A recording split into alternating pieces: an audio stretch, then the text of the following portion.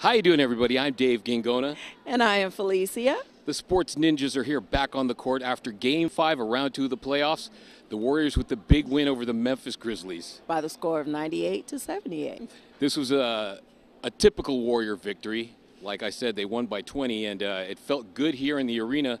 Yeah. It was a feeling that, this crowd had the wind blown out of them the last couple of games, and now their confidence is back. Well, it seems that way, Dave, after all of the MVP pomp and circumstance, and is he going to live up to the MVP billing? It seems like the Warriors have got their footing now, and they're playing the type of ball they were playing in the regular season. Yeah, the Splash Brothers were back with a pretty decent game. Curry had 18, and Clay had 21. Right. Clay led all scores with 21.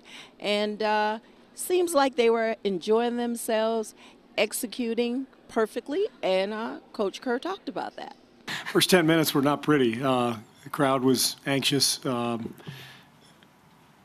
thought we were a little tight. I thought we came out a little nervous, and I thought we settled in there. That was the key stretch in the game, the end of the first quarter. You know, we go from down, what were we down 10, 12? To actually having the lead. I thought it was a miracle we had the lead after the first quarter, the way that game went. But it was an important stretch. We seemed to get our legs underneath us at that point, and that's when our defense really kicked in. Yeah, you feel the energy of the crowd, and I was getting some clean looks. So you make a couple, keep being aggressive, and just try to read the situation on every possession. And I was able to get free off some great screens from Draymond and Bose and D-Lee when he came in. And it was a cool moment. Obviously, we were down a good amount in the first quarter, and to get back into the game and get our crowd into it, to end that quarter as strong as we did was important for us going to, through that game. You know, Dave, coming into this game, the Golden State Warriors had not won a Game 5 since May 3rd of 1987. That's a long streak that you don't want. So tonight they broke that streak. 1987? Well, what was going on in 1987? The 49ers were good. Okay. Yeah, they were. 87 out of high school. Was that the Run TMC days? Yeah. There you go. Yeah, they were. So they the number was 8. So it was 8 straight Game 5 losses for the Warriors, who were 14-19 coming into this game. So that was against the Utah Jazz. Now that streak is over. And so one of many records that were broken this season, good and bad. You know what, it seems to me that in order for Memphis to be successful, they have to have all their cylinders clicking. And today they were missing Tony Allen. In the games that they won, everyone was healthy, everyone was playing, and admittedly, Mike Conley said during the week that he was getting a little tired and fatigued. Yeah, a little winded. You make a good point, Dave, because they had Jeff Green out, then Mike Conley got hurt, and it seems like every piece they get back, they lose one. And, we never want to hear about a guy being injured, but it does work out for the Golden State Warriors. And as I said earlier, if they can keep playing like this, they should be able to wrap it up on Friday in Memphis at FedEx. You know, if this was a game just between the starters, I think it would have been 66-61 Warriors. Oh, yeah. The benches were the big difference. The Warriors bench outscored the Grizzlies bench 32-17. Yeah. Their bench has been tremendous. I thought, I don't think Sean Livingston gets the credit that he deserves as the length defender, and he gives them stability. Harrison Barnes is quietly having a tremendous series and doesn't get enough credit. I think, Iguodala knocking in threes is just like not another one. Not another guy.